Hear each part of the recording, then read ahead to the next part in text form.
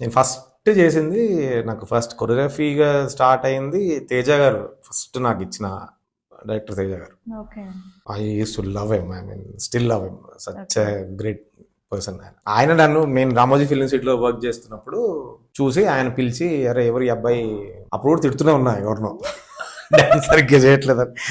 ఆయన ఆయన డార్క్ లో ఉండి చూసారు ఆ స్టేజ్ మీద జరుగుతున్నాయి గోలంతా చూసి, ఎవరు అబ్బాయి అరుస్తున్నాడు అట్లా తిడుతున్నాడు అంటే, చూపిస్తున్నా ఏదో చేశారు. ఈ like that whole vibe and ఈ కాల్డ్ మీ.